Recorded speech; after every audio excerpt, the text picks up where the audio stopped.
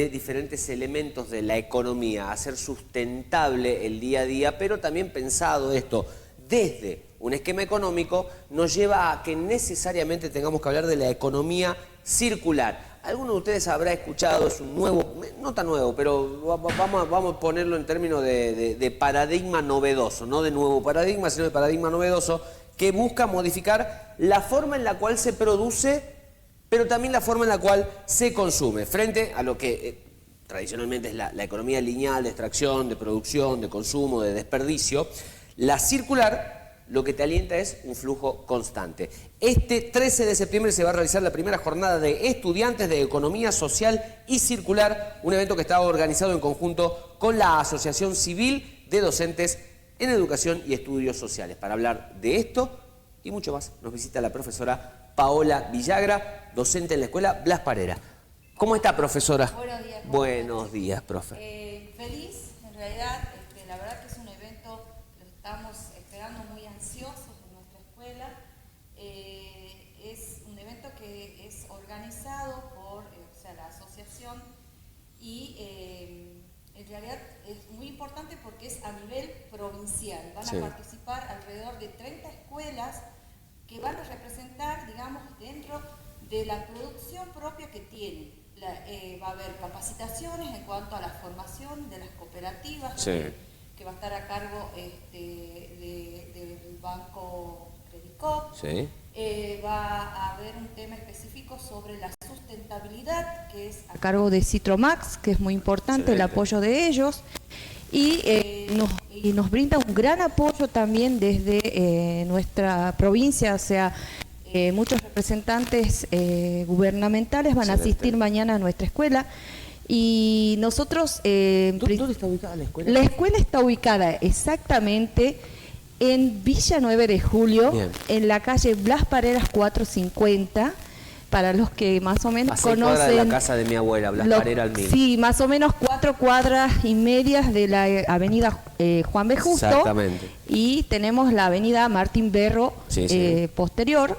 Entonces, es una zona que todo tucumano conoce, lo que es nuestra zona, está estigmatizado en realidad. ¿Le pesa? Sí, claro que sí, Villa 9 de Julio pesa, tiene un peso muy importante. Porque nosotros en realidad trabajamos con chicos excelentes.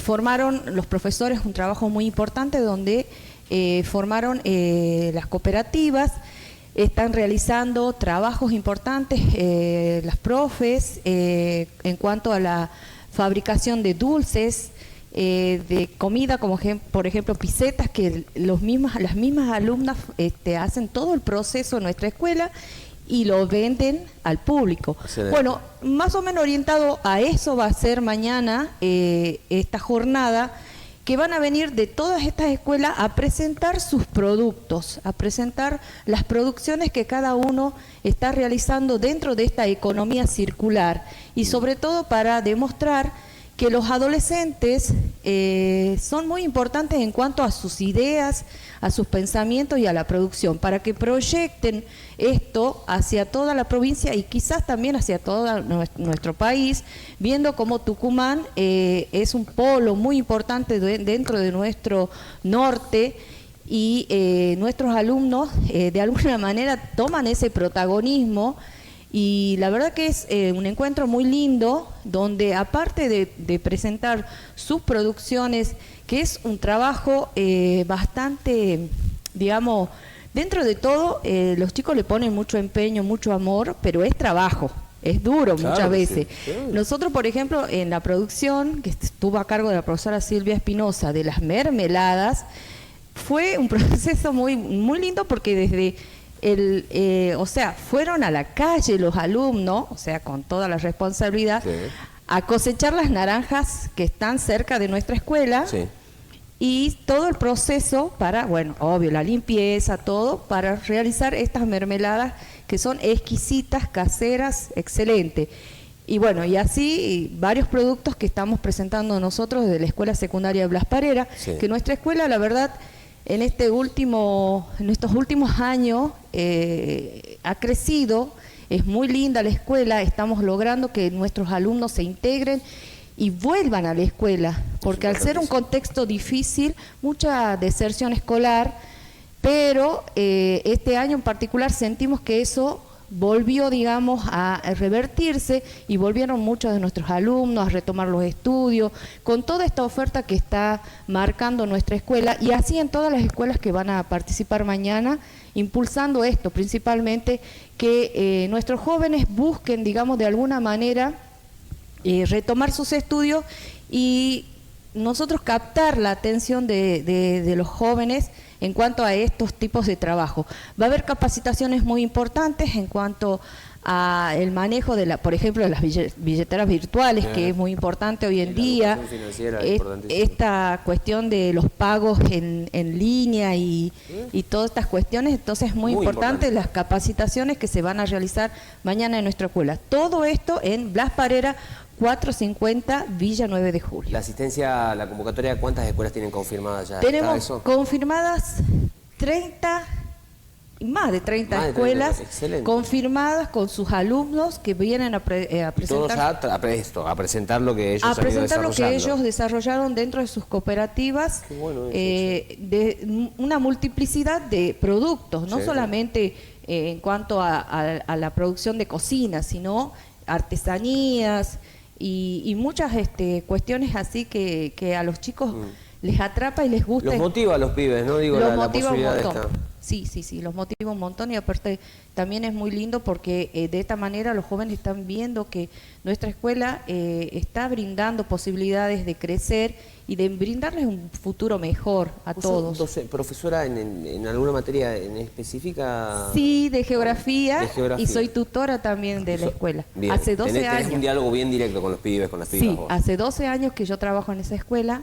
Y como yo digo... ¿Cómo los ve a los pibes, Pau? ¿Cómo están los pibes? ¿Qué lectura tenés de la situación de la juventud? Bueno, yo de 12 años que estoy trabajando en esta escuela, he visto, bueno, la verdad que situaciones muy difíciles que he vivido en cuanto a las situaciones económicas de nuestros alumnos, es muy difícil, pero como yo digo siempre, el alumno que asiste a la escuela es porque quiere ver un cambio.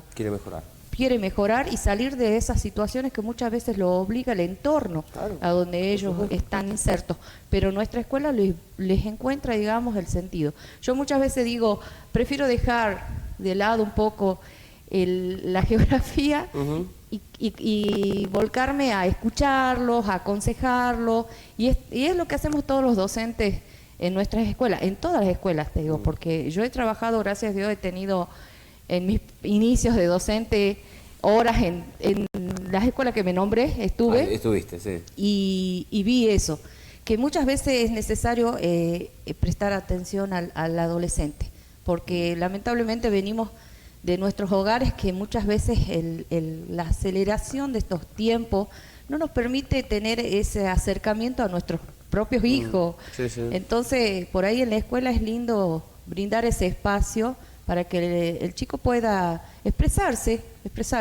Y en este caso se expresan de alguna manera en las producciones que realizan, que la verdad que es muy lindo, muy hermoso cada producción.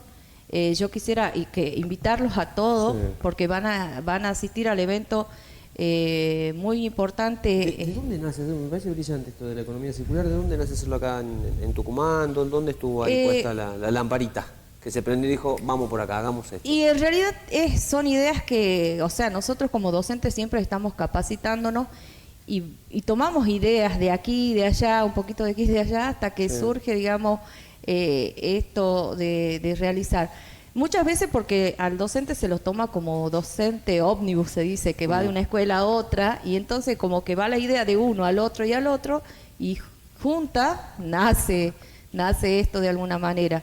Pero por estos tiempos que estamos viviendo es muy importante ponerle importancia a la economía circular. Claro que sí. Sí, claro que sí. Ahí, a ver, yo di una explicación que teníamos preparada acá, más o menos de forma escueta y sencilla para que se entienda el concepto de la economía circular. Sobre todo, viste, se hace más sencillo entenderla cuando uno dice, bueno, esto es economía circular, y la antítesis, lo contrario, es la economía lineal que tenemos ahora. Claro. Los recursos naturales, cuando uno piensa en la actividad económica, son finitos, se acaban. Se acaban. O sea, desde eso y en líneas generales, ¿por qué no el uso de residuos sólidos urbanos también para darles nueva vida, el reciclaje, el compost, no sé, se me viene a la cabeza un montón de nociones que tienen que ver con eso. De eso se trata principalmente la economía circular, y nosotros con nuestros alumnos, por eso te contaba el tema de las naranjas, reciclamos los botes para hacer los envases, las etiquetas. Excelente. Los otros de otras escuelas reciclaron botellas como para armar macetas, ¿entendés? El compost que se hizo en algunas escuelas rurales que van a participar también. Entonces todo es sustentable, todo es en vista a esto, al sustentable y a lo económico, buscando siempre la economía que en sí tiene que surgir el tema este del reciclado, porque es muy importante para el cuidado de nuestro medio ambiente principalmente, ¿sí? Hablábamos de más de 30 escuelas y más o menos cuántos alumnos se calcula, tienen el número, me imagino que va a ser una multitud. Y no, como 500 en arriba, que solo vienen los expositores, estamos hablando. Claro, vienen todo el cuerpo de alumnos de todas las instituciones. Claro, expositores, solamente más de 500 alumnos, y nuestra escuela se va a prestar, o sea, va a prestar sus instalaciones para recibir a toda esa cantidad. Nuestros alumnos están instruidos, tenemos ahí varios, que todos voluntarios, obviamente, no es que lo estamos obligando para ponerle la nota, no, voluntarios que van a hacer el recibimiento, van a participar en las distintas stands que van a estar, en la organización, en, qué sé yo, mostrarle de alguna manera nuestras instalaciones, nuestra escuela. Y bueno, modificando un poco la estructura escolar para hacer estas muestras. Y bueno, que va a ser muy lindo porque principalmente las capacitaciones que van a ser dirigidas a público en general, ¿no? No es solamente que sea estudiantes o... No, puede ser llegarse público en general. Súper útil. Sí, como te decía, esto de las billeteras virtuales es muy importante porque muchas veces no sabemos... Bueno, más le pasa a la gente grande que no sabe manejar esto de las redes sociales y, como se dice, manda a cualquier parte el dinero y Totalmente. no sabe. Pero además no hablabas de las billeteras virtuales, digo yo, esta cosa de la educación financiera, ya estamos en un momento en el cual hay que empezar a dar ese tipo de contenidos. También digo, la educación financiera, enseñar a los pibes que es una estafa, esta cosa, a ver, lo digo en criollo, cuando vos ves un pibe de 16 años que dice, este reloj costó $1000 y esta propina de 400 euros que le voy a dejar, tú puedes acceder a eso, y en realidad te está metiendo una estafa piramidal, por ejemplo. Digo, las señales de alerta en ese tipo de situaciones, y aprender a manejar la billetera virtual, el mercado pago, todas esas herramientas son claves. Nosotros fuimos aprendiendo sobre la marcha. Nuestra generación era, bueno, a ver, ¿de qué se trata? Y hasta que nos golpeamos un par de veces la cabeza. Sí, y bueno, más que todo los adolescentes que tienen el tema de las tecnologías a full, ellos son, muchas veces nosotros decimos somos nosotros los docentes, pero en realidad ellos nos terminan enseñando a nosotros también. Claro, pasa, por supuesto. Entonces es muy importante que de alguna manera se enfoquen en eso y puedan realizar ellos mismos las capacitaciones a los demás. Excelente, o sea, al público en general o en su casa, simplemente que vayan y lo apliquen en sus hogares, es muy importante. ¿A qué hora empieza la actividad este 13? Y nosotros empezamos oficialmente 7:30 de la mañana, Perfecto. pero oficialmente 8:30 vamos a tener la visita de nuestro señor vicegobernador. Va a estar Miguel Acevedo, porque va a inaugurar una cocina que fue donada para este fin, digamos. Y bueno, y varias autoridades importantes de nuestro gobierno que nos acompañan, que es muy importante el apoyo de ellos para realizar este tipo de eventos, promover estas jornadas es muy importante, y que, digamos, continúen, es muy importante para fomentar esto de la economía y sobre todo el reciclado y la sustentabilidad, que es muy importante para nuestras generaciones, tiene que ser algo fundamental. Es clave. No hay otro camino, que empiece a ser todo un camino sustentable, incluida la actividad económica. Profe, entonces, este 13 de septiembre va a ser seguramente la primera de muchas. A partir de las 7:30, las puertas de la Escuela de las Pareras están abiertas, estarán recibiendo a los alumnos, a las escuelas.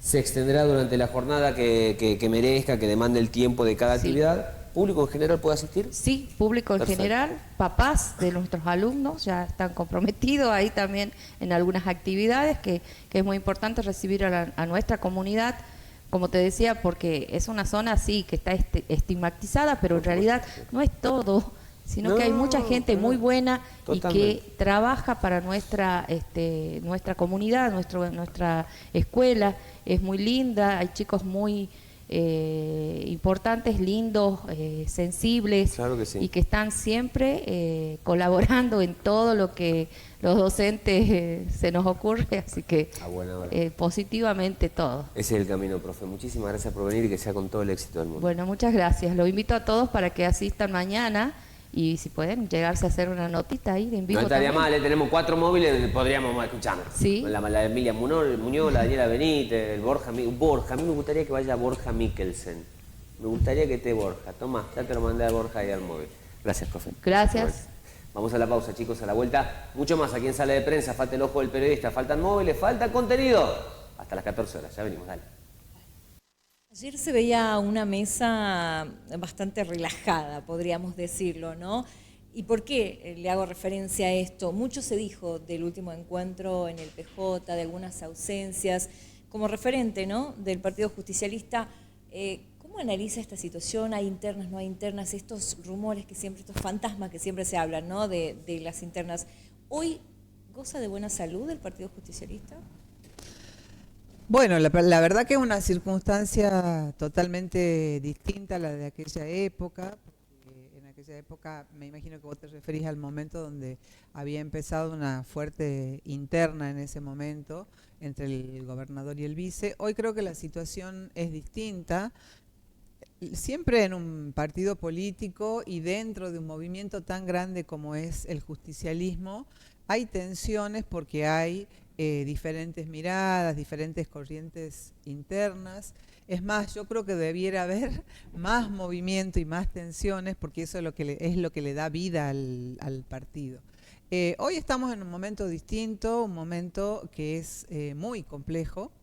Y la sesión de ayer, dentro de todo, ha sido una reunión bastante, sí, relajada, tranquila, pero por sobre todas las cosas en las que hemos podido expresarnos, hemos podido hablar. La verdad que yo he salido sorprendida porque en otras ocasiones era muy de hacemos lo que hay que hacer, incorporamos a los miembros del consejo y acto administrativo y nos vamos para que nadie hable de nada. La verdad que ayer se ha podido hablar, algunos 4 o 5 consejeros nos hemos podido expresar acerca de lo que pensamos, de cómo vemos las cosas, así que bueno, me parece que eso siempre es constructivo. Bien, en este contexto, ¿no?, que hacíamos referencia en un plano nacional, en donde Tucumán no es ajeno de esta situación, digo, ¿cómo se reconstruye, cómo comienza a reconfigurarse el peronismo a partir de esto, ¿no?, teniendo en cuenta que todos los ámbitos políticos han tenido algunas debilidades que ha permitido que un personaje como Javier Milei hoy esté gobernando la Argentina, ¿no? Bueno, creo que todos hace meses que venimos analizando en un marco de autocrítica qué es lo que los gobiernos anteriores, los gobiernos nuestros, digamos, de signo justicialista, no han podido cumplir como objetivos para que la gente sienta que hoy, digamos, pensar en el peronismo es como volver atrás, ¿no? Y nos parece que es un momento de mucho análisis, también de aceptar con autocrítica los resultados que no se han encontrado y de ahora en adelante plasmar una propuesta para el ciudadano, una propuesta para los argentinos, una propuesta para los tucumanos, porque creo que con quejarse de todo lo malo que está haciendo Javier Milei como presidente no alcanza si no hacemos una propuesta alternativa para la gente. Yo creo que en el Partido Justicialista lo que celebro de que se haya reunido el Consejo en pleno es que se pueda empezar a debatir qué intereses representa el Partido Justicialista y qué intereses representan los partidos que involucran a las grandes mayorías populares en la Argentina.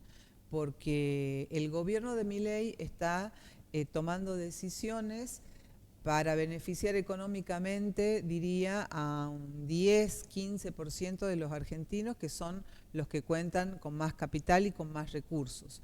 Y nos está empobreciendo al 85% de la población, ya sea de clase media, ya sea del sector de trabajador, si sea de la gente más humilde, más pobre o de quienes lamentablemente han caído en la indigencia.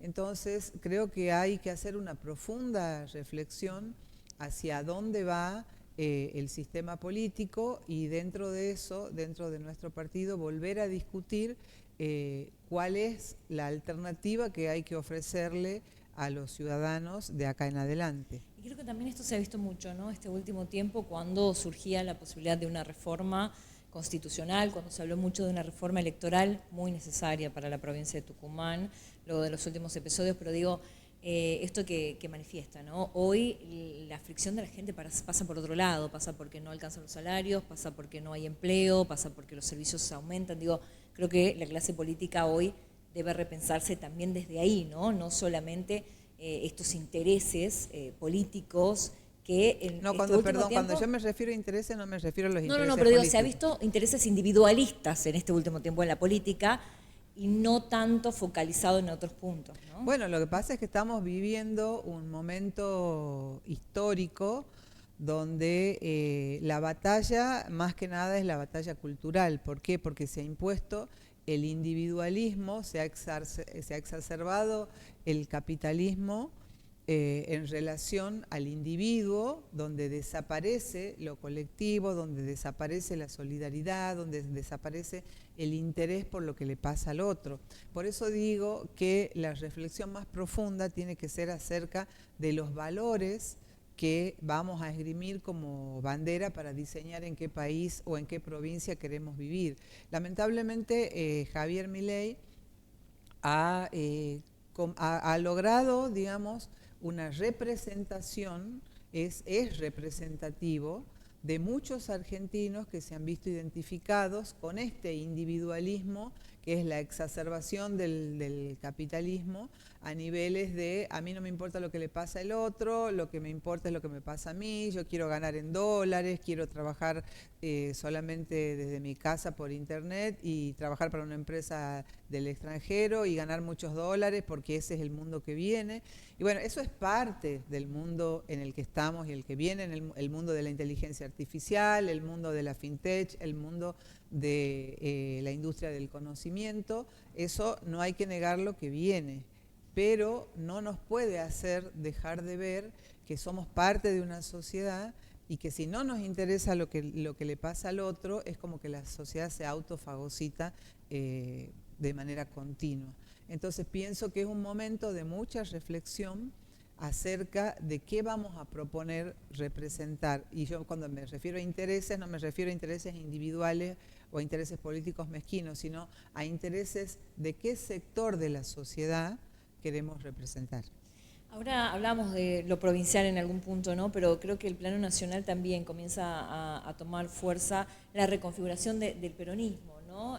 Se habla mucho de la figura de Axel Kicillof, se habla mucho de la figura de Quintela, que se dice que va a estar visitando la provincia. ¿Cómo o qué perspectiva tiene del peronismo a nivel nacional? Bueno, lo importante es que haya varias posibilidades, ¿no?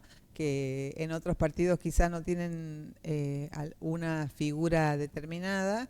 En el peronismo, como siempre, en este momento están surgiendo varios referentes. Axel Kicillof, que me parece que es un gobernador que está llevando muy bien su provincia, una de las pocas provincias que el peronismo ha logrado retener para gobernar el año pasado. Ricardo Quintela, que también es un gobernador importante que ha logrado una reforma constitucional con una constitución muy moderna que hace poco tiempo se ha jurado en La Rioja. Hay otros referentes que pueden hacer un aporte importante, no sé si como candidatos a presidente o presidente del partido, pero que son cuadros importantes que el peronismo no debe dejar de tenerlos en cuenta. A mí me parece, por ejemplo, que Martín Guzmán es alguien que puede aportar mucho a un equipo porque ha sido, me parece, injustamente mal considerado por ser el ministro de Economía de Alberto Fernández, pero si uno escucha sus ideas, la verdad que es una persona que tiene mucho para aportar desde su profesionalismo, desde sus vínculos internacionales y desde su mirada de economista hacia la política. Así que, bueno, creo que el peronismo está ahora en un proceso de definir liderazgos, no hay un liderazgo claro. ¿Cristina en qué lugar? Cristina creo que es una referente muy importante porque es quien concentra una masa más compacta de representación y de militancia detrás de ella, porque también hay mucha gente que se acuerda de cómo vivía cuando gobernaba Cristina o cuando gobernaba Néstor Kirchner. Cuando gobernaban alguno de ellos dos, todos vivíamos mejor, y no me refiero a mí, me refiero a la gente más humilde que podía. Todo el mundo dice, yo me podía pagar los gastos de alimentación, de vestido, de las cuentas, podía pagar las tarifas de luz, del gas, algunos dicen me pude comprar el auto, otros dicen me pude ir de vacaciones. O sea, teníamos una vida más digna para una gran mayoría del pueblo argentino. Yo creo que también es una referente que sigue teniendo vigencia. No creo que sea quien pueda, no sé si es quien debería ser candidata, digamos. Sí me parece que hace un aporte importantísimo y que seguramente también va a tener opinión y decisión en quién va a ser el próximo líder del peronismo. Todo el mundo dice que estamos muy lejos de las elecciones del próximo año, finalmente estamos en el mes de septiembre, ¿no? Creo que con todo lo que viene pasando, parece que pasaron 10 años de este gobierno nacional. ¿Cómo mira las elecciones cercanas, lejanas? ¿Es tiempo de hablar de política? ¿No? Yo creo que de política hay que hablar todo el tiempo, porque todo el mundo en cada decisión que toma de alguna manera está haciendo política, ¿no? Y creo que hay una gran confusión en esa batalla cultural donde la antipolítica nos viene ganando, porque si vos hablas con cualquier persona de entre 18 y 25 años, yo creería que hay una gran mayoría de mentalidad antipolítica. Creo que tiene mucho que ver el tema de la incidencia de las redes sociales, de los nuevos sistemas de comunicación. Yo creo que el año que viene ya está cerca y que cuando se habla de política vuelvo a lo mismo, hay que ver quienes nos vayan a representar, a quienes representan. Si representan a los que no quieren que los jubilados vivan cada vez peor, o si representan a los que no le importan que los jubilados vivan cada vez peor. Entonces, cuando yo digo que hay que pensar en qué intereses representa el político que se postula para una elección, hay que ver en su historia y en su pensamiento qué es lo que opina acerca de cada tema que incide en la vida de una persona. Bien, le consulto, porque mucho se dijo de esto en las elecciones, de que Tucumán iba a poner candidatos para Milei y no candidatos para el peronismo. ¿Qué piensa de esto? Bueno, ayer yo le hice esa pregunta al gobernador. Era una de las inquietudes que tenía. Le pregunté si su idea pasaba por que el Partido Justicialista tenga una lista propia o si él pensaba apoyar a los candidatos de Milei. Sí. Ayer la respuesta fue que el Partido Justicialista va a determinar sus propios candidatos, lo cual me parece que es una definición muy importante. Ahora habrá que ver qué candidatos y qué intereses representan esos candidatos. Yo creo que los candidatos que llevemos el año que viene a postularse para la Cámara de Diputados tienen que representar los intereses de las grandes mayorías populares. ¿Le gustaría ser candidata? No, no me gustaría ser candidata. No estoy pensando en mí, estoy pensando en el futuro de la Argentina, pero no estoy pensando en mí. Doctora, viene trabajando mucho, haciendo mucho trabajo de territorio. ¿Cómo analiza esto en cada recorrido? Bueno, la militancia es una vocación de vida y nosotros seguimos militando siempre. Hay algunos que piensan que cuando uno no está en una función pública se olvida de todo eso y no es así. Yo hoy no estoy en ninguna función pública, no tengo ningún cargo de funcionaria, pero sigo militando y en esta etapa nos parece que es muy importante capacitar a la dirigencia y a la militancia. Nosotros estamos haciendo permanentemente capacitaciones. Hace 2 semanas hemos hecho una capacitación acerca de lo que implica la reforma constitucional, porque todo el mundo habla de la reforma constitucional refiriéndose solo al tema electoral y así acoples sí o acoples no. Pero mucha gente no conoce cómo es el proceso de reforma de la Constitución. Mucha gente ni siquiera conoce la letra de la Constitución. Entonces nos ha parecido que si queremos llevar adelante una militancia responsable, lo principal es la formación de nuestra militancia y de nuestros dirigentes. Y también hemos estado capacitando la semana pasada sobre otro tema que puede parecer sencillo, pero que nos pareció muy importante. Hoy está decreciendo el empleo y hay mucha gente que está buscando trabajo. Y muchas veces quien busca un trabajo no sabe cómo construir su currículum vitae, que es su carta de presentación, y no sabe cómo comportarse en una primera entrevista de trabajo. Bueno, nosotros estamos capacitando en eso, estamos capacitando en asesorar a cómo hacer tu currículum cuando estás buscando un trabajo y cómo te tenés que comportar o dándote algunos tips para tu primera entrevista de trabajo para que puedas, para contribuir con tu éxito, digamos, de que puedas cumplir ese objetivo. Qué importante esto, ¿no? Y también la sensibilidad a los empresarios, a los empleadores, ¿no? O esto de pedir experiencia a los 18 años, ¿no? Que un poco sí, darle oportunidad a la gente, ¿no? Sí, que además va un poco a veces en contramano de cómo está el mundo ahora, ¿no? Nosotros hemos estado visitando el otro día el IDEP porque nos interesa mucho trabajar en lo que implica la economía de la industria del conocimiento, porque además nuestra provincia tiene una ley que promociona, digamos, con ventajas impositivas la industria del conocimiento, y fíjense que ese es un ámbito, por ejemplo, donde los expertos nos decían que se valora mucho más el conocimiento y la habilidad que el título, por ejemplo. Entonces, la verdad que cuando se pone para todos los trabajos tener experiencia, bueno, en algunas será necesaria, pero en otros casos hay que darle la oportunidad a quien tiene inquietudes y creatividad. Exactamente.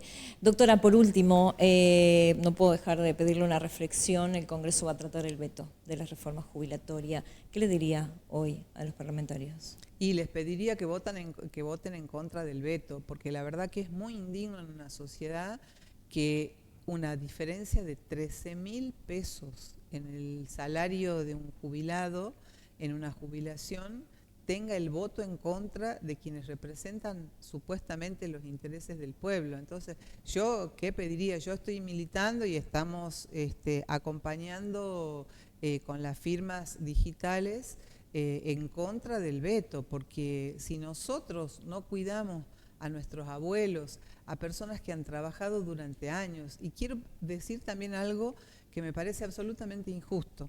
Muchas veces quienes no tienen un conocimiento cabal de cómo son las cosas se quejan porque hay jubilados que dicen han ingresado por la moratoria, no han aportado y cobran una jubilación.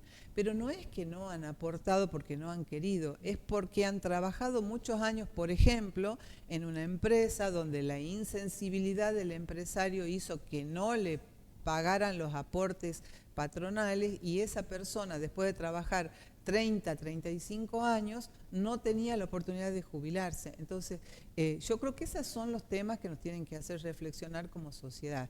Si yo no cuido la mínima dignidad de las personas mayores que han aportado su trabajo toda la vida, ¿qué tipo de sociedad es en la que queremos vivir? Gracias, doctora. Gracias a ustedes. Estábamos con la doctora Estela Maris Córdoba. Bueno, hicimos un recorrido completo, ¿no? Una reflexión al final y compartimos plenamente esta mirada, ¿no? Y lo venimos analizando, por supuesto, desde el principio. Y cuando se habla de desfasaje, de que quieren de alguna manera fundir al país aprobando esta esta moratoria uno empieza a analizar la letra chica, ¿no? Y lo que está haciendo este gobierno nacional por Argentina es muy poco. Sentimos que este gobierno gobierna por un carril y los argentinos vamos por el otro, ¿no? Es algo realmente preocupante la situación, así que bueno, vamos a estar también muy atentos a lo que suceda en el Congreso. Hacemos una pausa y ya volvemos. Humanas, hace pocos días escuchábamos las palabras también del gobernador de la provincia, adelantando que están trabajando en lo que se pueda desde los fondos provinciales, pero por supuesto que queremos saber justamente cuál es la postura que tiene APRONOR hoy en este caso y la preocupación, ¿no? Sobre todo que afecta directamente a la producción en la provincia. ¿Cómo está Javier? Gracias por visitarnos. ¿Qué tal? Bueno, hoy para todos los televidentes. Gracias. Javier, se ha realizado un informe, ¿no?, en donde genera mucha preocupación el estado de las rutas tucumanas, que no es de ahora, pero ahora crece el deterioro. Así es. Como vos lo decís, no es un problema de ahora. El problema de las rutas de Tucumán viene de hace muchísimos años. Y bueno, APRONOR siempre ha hecho un relevamiento del estado de todas las rutas provinciales. Sí. Más que nada centrada en lo que es la ruta de la producción, pero también vemos algunas otras rutas que también, bueno, la mayoría de las que vemos también afectan a toda la comunidad que vive cerca.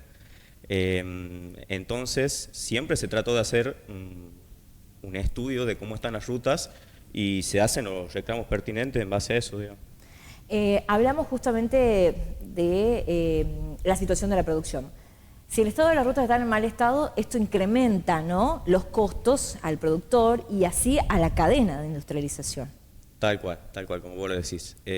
Hay rutas que están en tan mal estado que directamente no se puede circular por ahí, por lo tanto los camiones tienen que dar un recorrido mucho más largo, gastando más combustible, demorando más.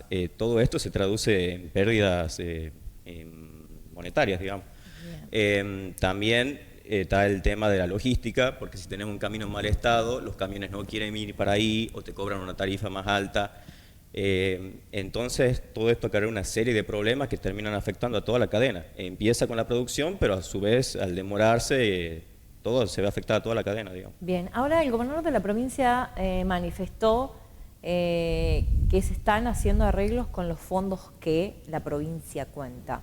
¿En cuánto ayuda esto o en cuánto se lo ve palpable después de este informe, no? Mira, hubo reuniones con el gobierno, con el actual gobierno, y sí se ve una voluntad de que quieren trabajar. Se hicieron desde el año pasado algunas de las rutas que reclamamos, como por ejemplo un tramo de la 302 y la 324, pero bueno, son muchas las rutas que están en mal estado. Vemos una mejora con respecto al gobierno anterior, a la gestión de Mansur. Se ve que ya hay una voluntad de arreglar, de trabajar más, sí. Pero nosotros tenemos que seguir mostrando lo que falta. Si bien algo se hizo, todavía falta mucho más por hacer y bueno, en eso es lo que hacemos foco nosotros. Bien, le contemos un poco a la gente, ¿no, Javier, cuál es el rol puntual que tiene la asociación hoy? Y mira, APRONOR es una institución que nuclea productores agrícolas y ganaderos del norte. Siempre la función de APRONOR fue defender los derechos de todos los productores contra todo, contra ya sea política del gobierno, cualquier acto de injusticia. Siempre se puede acudir a la institución para encontrar una solución a cualquier tipo de problema que pueda surgir, digamos. Bien, entendiendo esto, ¿no?, un poco para que la gente entienda, hoy preocupa mucho la situación del sector y no solamente se reduce el estado de las rutas, ¿no? Así es, la situación del sector es crítica, te diría, más que nada acá en el norte, por dos motivos. Si bien tenemos la caída de precios internacional que afecta a todos por igual, los precios de los granos están casi en un piso, te diría, entonces eso les pega a todos los productores por igual. Pero acá en el norte se agrava, primero por el factor del flete. Estamos 900, 1000 kilómetros del puerto, dependiendo de la zona donde se produce. O sea que imagínate, todo el aumento del gasoil se ve reflejado en el flete y ya se está, cada vez se lleva una porción más grande de la producción. Entonces, el tema del flete es un golpe muy fuerte para los productores que están lejos del puerto. Y acá también se sumó el problema de la última campaña del achaparramiento del maíz, producida por la famosa chicharrita, en el cual tuvimos pérdidas de rendimiento en el maíz desde el 50% hasta lotes que directamente no se cosecharon. Imagínate toda la inversión que hizo el productor para directamente no cosechar nada, es un golpe muy fuerte para esta ¿Cuánto es campaña. el tiempo de recuperación después, no? Eso también. Esa es otra, porque tampoco no tenemos hoy por hoy una línea de crédito, de financiación para el sector, entonces por ahí uno tiene que acudir a créditos en el sector, en bancos privados, y la verdad que no suelen ser muy rentables. Por lo tanto, ese es otro problema, no hay financiación, y ya venimos de 2 campañas malas, porque no es solamente esta campaña, sino que la anterior venimos de una seca histórica. Entonces se nos acaba el oxígeno. O sea, el productor hoy por hoy se está quedando sin oxígeno y necesitamos urgente, además, una baja de retenciones. Baja o eliminación, empezando por una baja, pero lo ideal sería una eliminación de retenciones. ¿Y hay expectativas en cuanto a esto? Porque, bueno, a nivel nacional se planteaba, ¿no?, la posibilidad de estas liberaciones que hasta acá no han sucedido. Se hablaba también de una liberación del cepo que también le generaría, digamos, un importante movimiento en las divisas, pero digo, hasta acá no hay, digamos, una decisión política firme. Y sí, mira, todavía estamos con la promesa del presidente de que esperemos que la cumpla, porque el tema de las retenciones es un impuesto que afecta no solo contra el bolsillo del productor, afecta contra la producción. O sea, si el productor no tiene medios para invertir, no tiene una forma de aumentar los rendimientos. Yo creo que si se sacan las retenciones, eso se va a ver reflejado en un aumento de la producción por parte del productor, porque va a poder invertir, va a poder comprar más fertilizante, más insumo, y a la larga eso va a hacer que el país produzca más y entre más divisas. Entonces yo veo que es un impuesto retrógrado y que no colabora para el país, digamos. Bien, en estas perspectivas, ¿no?, ¿cuál es la solución o cuál sería la solución más urgente para estos productores que ya vienen complicados, digamos, Sí, anteriormente y que ahora se han visto aún más, ¿no? ¿Cuál sería una solución urgente para poder de alguna manera salvar, ¿no?, al sector? Y bueno, como dije recién, primero, baja de retenciones. Sí. Y en el ámbito provincial, porque eso no lo define la provincia, digamos. Y bueno, el ámbito provincial, capaz que también alguna ayuda, por ejemplo, no salió la emergencia agropecuaria la campaña pasada, cuesta por ahí que salga, siempre hay que hacer muchísimas gestiones, eso podrían facilitarlo, digamos, se podría haber algún otro tipo de ayuda, alguna línea de crédito, por ejemplo, no sé qué más se puede hacer de la provincia, bueno, eso es lo más urgente, pero también problemas de fondo como el estado de los caminos siempre nos impacta, digamos. Bien, perfecto. Bueno, se me vienen muchas preguntas a la cabeza porque hablamos Sí. de una emergencia agropecuaria, hablamos de cuánto se puede contabilizar lo que han sido las heladas también, hablabas de una sequía, digo, las heladas, o sea, siempre va por atrás, ¿no?, cuando se puede divisar todo. Se me viene a la cabeza el tema del agua, los conflictos que podamos llegar a tener en cuanto a los sistemas de energía, digo, cuánta complicación hoy pueda llegar a tener el norte, ¿no?, básicamente. Sí, tal cual. Los riesgos para producir siempre son muchísimos y por ahí no se valora eso, no se valora, hay que ir contra el clima, contra la helada, contra la sequía, contra los precios internacionales, contra las medidas del gobierno. En este caso tenemos muchísima carga impositiva.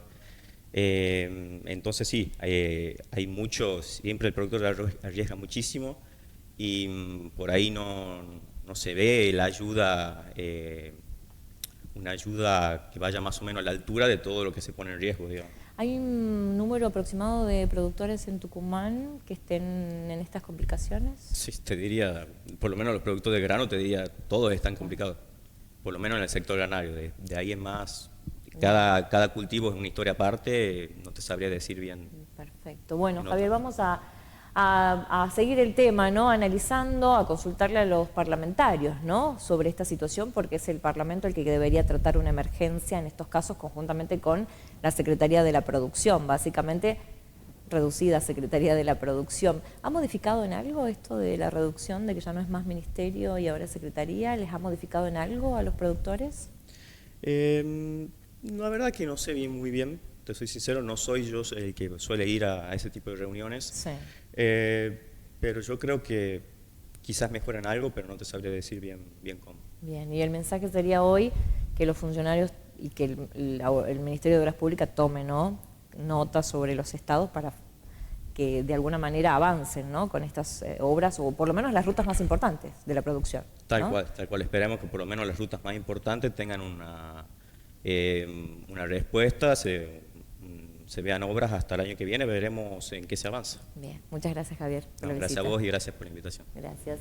Estábamos hablando con Javier Martínez, quien es ingeniero agrónomo y es referente de APRONOR, ¿no?, hablando de estos temas. En alguna oportunidad el ex ministro de la Producción, Álvaro Simón Padros, habló mucho sobre las rutas de la producción y sobre el trabajo que se estaba comenzando a hacer, ¿no? Hay que ver en qué quedó justamente estos temas, más allá de que el gobernador hace pocos días habló sobre el trabajo que se venían haciendo en algunas. Sin embargo, esto sigue siendo una preocupación para los productores, ¿no? Porque, como lo decía Javier, incrementan los costos, hay que buscar rutas alternativas. Esto después se ve reflejado también, por supuesto, ¿no?, en el bolsillo de los argentinos cuando hablamos, ¿no?, de por qué un precio, por ejemplo, en materia prima tiene un valor y cuando nosotros lo vamos a retirar de algún supermercado tiene hasta 10 veces más el valor, ¿no? Y tiene... Bueno, Sergio Osorio, coordinador y fundador de Mate Cocido, van a realizar una obra que se llama Mujeres Carburando en el Museo de la Industria Azucarera este fin de semana. Así es, bueno, este sábado y domingo a las 19 horas, con entrada libre y gratuita, o sea, contratado en este caso por la Municipalidad de San Miguel de Tucumán, que nos ofreció el espacio reponer este trabajo que hacía ya 2 años que habíamos hecho y bueno, estaban interesados en que volviéramos a realizarlo ahí. Y bueno, esto como te contaba es el cierre de 3 trabajos anteriores que fue de este lado del canal, que cuenta, bueno, cómo se modificaron en la época de la dictadura los límites de la ciudad. Nosotros que pertenecíamos al manantial, hoy pertenecemos a San Miguel de Tucumán. Después hicimos otro trabajo que se llamó Amarga Azúcar, también ya hablando en concreto sobre la historia del diseño de manantial. Y este tercer trabajo que es La Mujer del Carburo, que habla justamente sobre este mito de ahí dentro del lugar, que bueno, pero o sea, son 3 trabajos que se puede, este tercer trabajo se puede ver, se puede ver individualmente y se puede entender perfectamente de qué viene la historia, porque además de alguna manera retomamos y hacemos como un repaso de las historias anteriores. ¿Cuáles son las características de esto que se va a poder ver el fin de semana? Bueno, nosotros lo enmarcamos entre lo que nosotros llamamos teatro de vecinos. Y bueno, donde de alguna manera la comunidad tiene la posibilidad de contar también su propia historia, ¿no? Este trabajo además, a diferencia de los trabajos anteriores, bueno, y de trabajos que nosotros veníamos realizando como trabajos colectivos, tiene la característica de que los personajes se realizaron a partir de las propias historias que cada uno de los vecinos fue trayendo, ¿no? Nosotros pusimos el marco, que era la historia del diseño en plena cosecha, cómo llegaba cada una de esas familias a trabajar en esta zafra, ¿no? Y así que bueno, cada uno fue contando, seguramente que parte de sus historias personales también, no sé si y volcándola en estos actores que iban a trabajar cada uno, ¿no? Va a participar Chivo Valladares también. Participa, como te decía, bueno, el formato que nosotros hemos encontrado para este trabajo de teatro de vecinos tiene que ver con el formato de opereta, que a diferencia de la ópera, que es toda cantada, la opereta tiene fragmentos musicales y fragmentos teatrales. Entonces, todo lo que hace la parte musical, está a cargo justamente de la Orquesta Renal Chivo Valladares, que además cumple sus 16 años y estará dentro de muy poco, el fin de semana que viene, estará también haciendo un concierto en el Universidad Ávila. ¿Qué día se realiza la obra? Contale a la gente. Bueno, entonces este sábado y domingo, 14 y 15, a las 19 horas, en el Museo de la Industria Azucarera, que está ahí en el Parque Avellaneda, Parque 9 de Julio. Y lo otro interesante es que a partir de las 18 horas la gente va a salir un colectivo de Mate Cocido de la Baicé 3542, así que no hay forma de no ir. O sea, pues vamos a tener colectivos para llevar a la gente y como les decía, bueno, la entrada es gratuita, así que, y además en un marco natural que es muy, muy interesante para nosotros, donde utilizamos todo el paisaje que nos ofrece, ¿no? Muchísimas gracias. No, gracias a ustedes.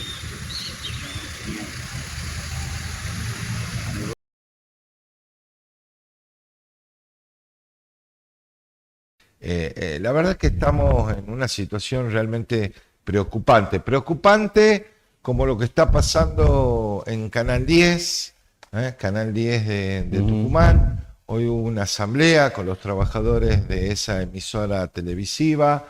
Nosotros nos hacemos eco porque, bueno, ustedes saben que Canal Prensa pertenece a la Asociación de Prensa de Tucumán, al cual es un sindicato que vela también por los derechos de los trabajadores. Hubo una asamblea esta mañana temprano. ¿Por qué es preocupante? ¿Por qué? Porque hay pedidos de incremento donde Canal 10, el directorio, ofrece, escuche bien, ¿no? El 4% nada más de incremento. El 4%. Tiene sus razones, obviamente. ¿Por qué? No lo estoy justificando para nada, pero dice, tenemos nuestra razón, un 4% de incremento para todo el personal porque no tenemos para pagar los sueldos.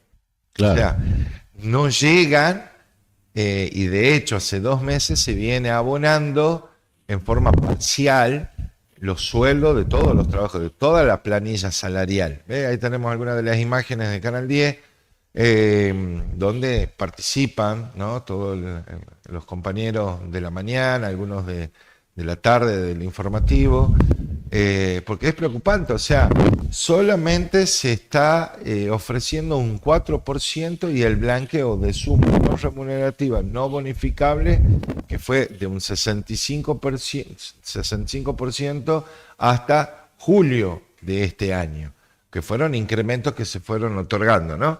Es preocupante, ¿por qué? Porque dice el directorio, si nosotros otorgamos más de un 10, de un 12, de un 15 o no sé, del porcentaje que pretenden los trabajadores, no tenemos con qué pagarlo. A este porcentaje menor tenemos la posibilidad de poder pagarlo y afrontarlo. Sí. Pero lo cierto es que Canal 10 es la emisora principal de esta provincia, es una SAPEN, recordemos, que es un 70% propiedad, si se quiere, de la Universidad Nacional de Tucumán, y el otro 30% corresponde al gobierno de la provincia, sí. De los cuales recibe una pauta publicitaria muy importante del gobierno de la provincia para poder hacer frente a el trabajo diario, mensual de esta emisora.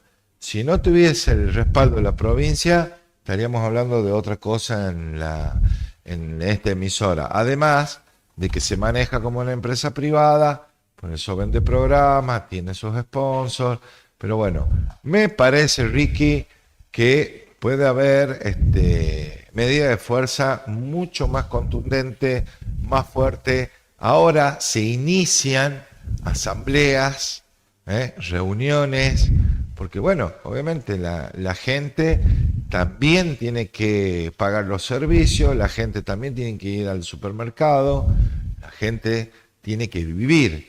Y sí, pareció un poco ridículo ese ofrecimiento del 4%, teniendo en cuenta el estado de inflación que vive hoy en nuestro querido país, ¿no? Que propone el presidente Javier Milei. Vamos a hablar con un entendido de la materia. Fue ministro de Educación, Ciencia y Técnica durante los gobiernos de Néstor y Cristina. Tuvo un paso por Cancillería, ocupando el cargo de secretario de Malvinas, pero también fue senador y fue diputado nacional. Saludamos a Daniel Filmus. Daniel, ¿cómo le va? Buenas tardes, muchas gracias por este contacto. Por favor, buenas tardes, ¿cómo están ustedes? Muy bien, Daniel, muchas gracias por tomarte un tiempo para hablar con nosotros. Que le damos mucha importancia a la educación, tiene para nosotros un eje central en toda política de Estado, política de gobierno, y en este caso, bueno, la presentación de tu libro que aboca un momento histórico, ¿no? Ya desde el título, Afuera, el lugar de la educación y la ciencia en el anarcocapitalismo. ¿Se podría hablar, Daniel, de anarcoeducación, en este caso, para el modelo de Milei? Bueno, sí, todavía no, pero claramente como los que defienden el anarcocapitalismo, como por ejemplo el presidente, que abrevan en lo que se llama la Escuela Económica Austríaca, plantean que no debiera haber educación obligatoria, plantean que cada familia podría resolver su propia educación. Hace muy poquito el diputado Venegas Lynch justamente dijo, bueno, si un padre no quiere mandar al chico a la escuela y quiere mandarlo al taller, está en su derecho.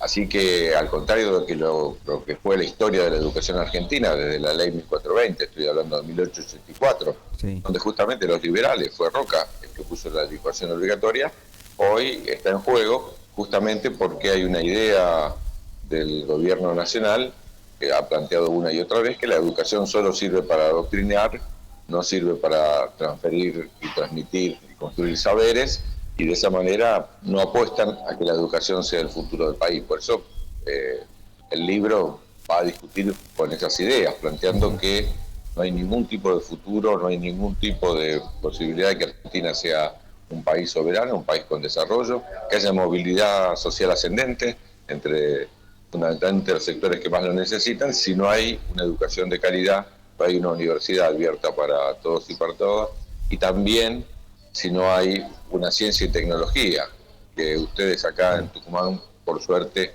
a través de la universidad y de los institutos del CONICET, tienen un desarrollo importante y realmente científicos de los que estamos orgullosos. Claro. Ahora, desde el gobierno viene haciendo la separación de lo que es educación de la escolaridad, ¿no? Que me parece un punto a mí crucial para analizar. O sea, ellos se oponen a la escolaridad, pero no a la educación. No obstante, si no hay un eje rector desde el Ministerio de Educación, que es de donde tiene que surgir hoy, convertido en secretaría, uno entiende que no puede haber educación si no hay este eje rector que es responsabilidad del Estado, ¿no? Sí, ahí entran a jugar varias cuestiones. En la ley ómnibus, en el proyecto de ley que por suerte no salió, uno de los puntos era que los chicos a partir del segundo ciclo de la educación básica, es decir, a partir de los 9 años, los chicos ya podían estudiar en sus casas. Imaginémonos nosotros, chicos estudiando en la casa y que no puedan tener articulación con otros chicos, que no puedan tener integración, que no nos encontremos en la escuela. La escuela no solo transmite saberes, sino que también transmite la posibilidad de vivir, convivir y de generar lo que comúnmente se denomina como ciudadanía.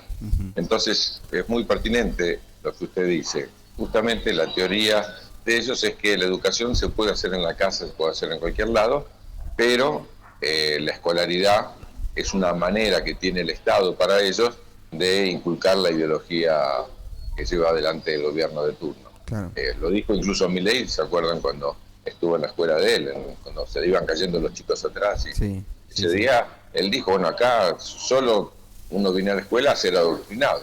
Y la verdad que no es así, porque hoy en día las ciencias básicas, la matemática, la lengua, la posibilidad de expresión, la posibilidad de desarrollar pensamiento teórico, de planificarla, de tomar decisiones, tiene mucho que ver con que tengamos una educación de calidad. Y la Argentina tiene una tradición enorme de una educación de calidad de la escuela pública, que hay que recuperar. Sabemos que la educación tal como está, la escuela tal como está, tiene todavía muchísimas cosas para mejorar.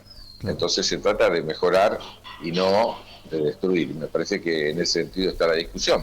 Estos días la vivimos también con la universidad. Estamos escuchando a todos los rectores.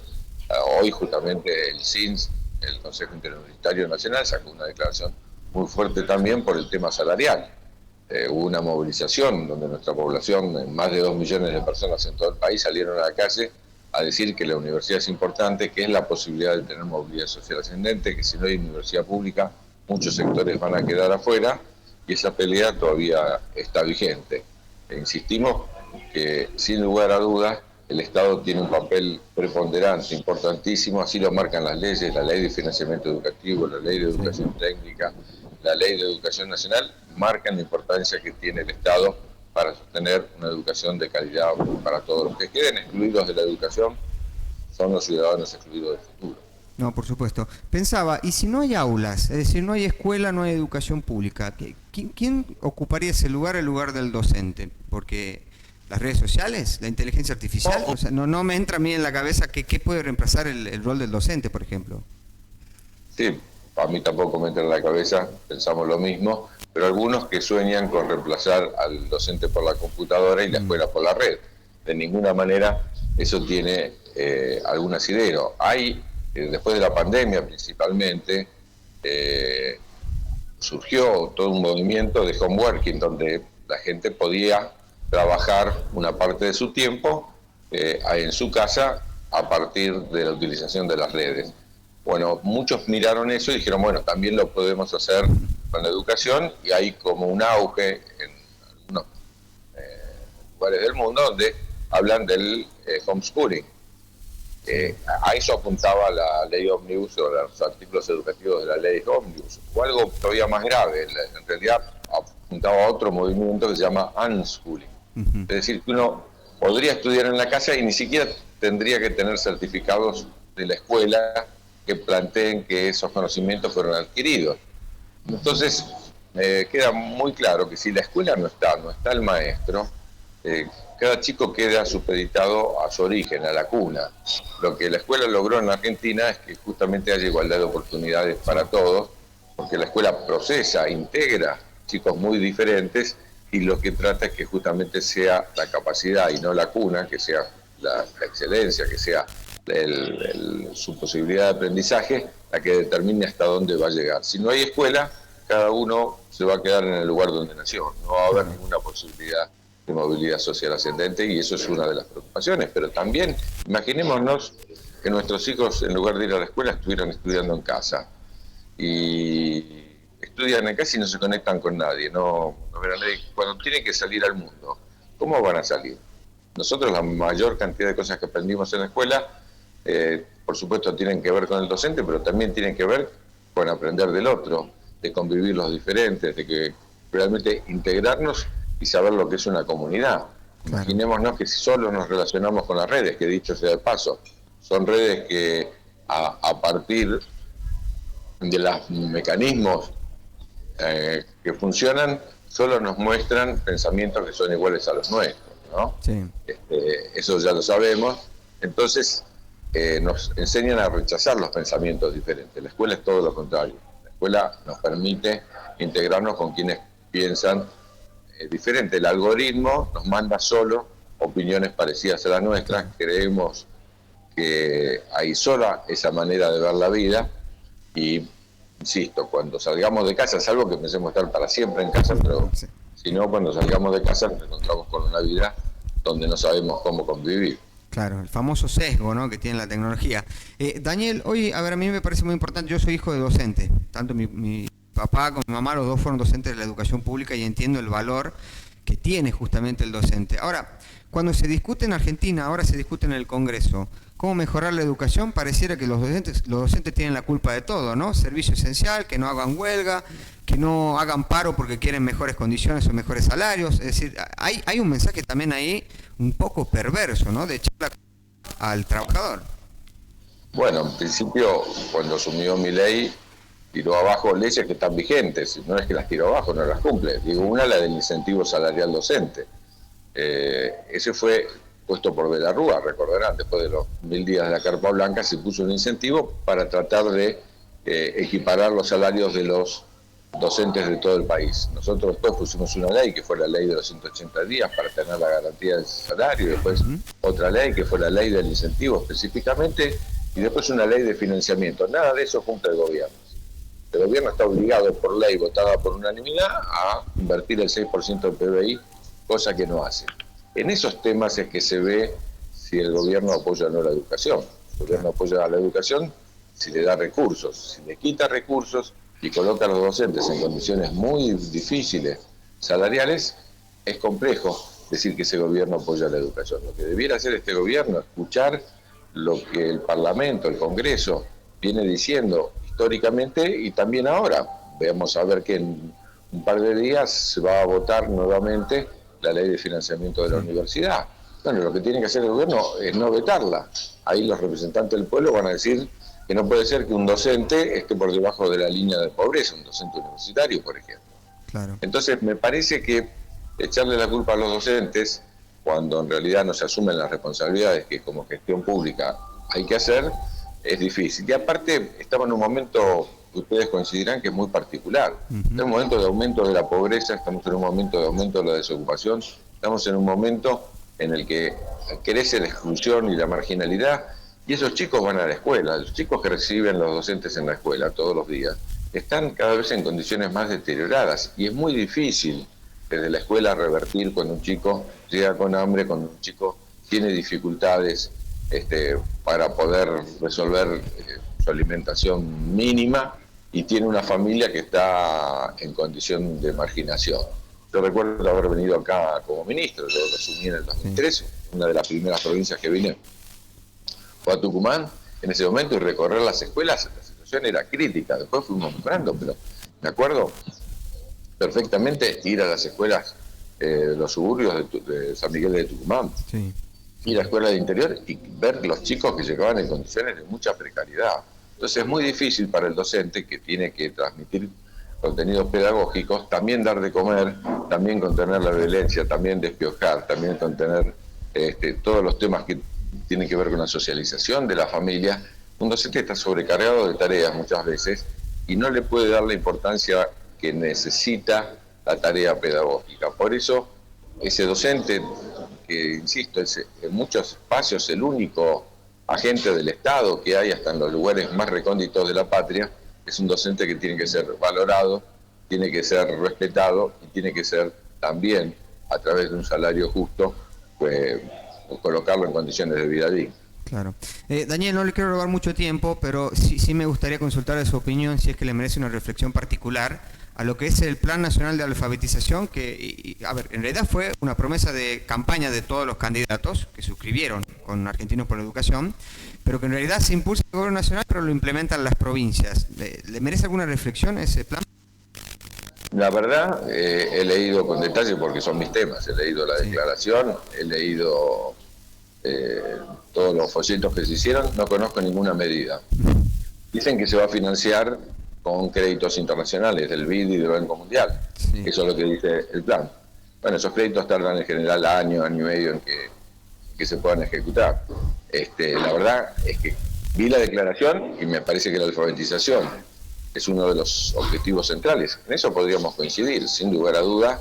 Lo bueno sería que esa alfabetización, que hay que decirlo, tiene que ocurrir en primero y segundo grado, si hicieran las condiciones de trabajo docente que son necesarias, si no es muy difícil poder hacerlo.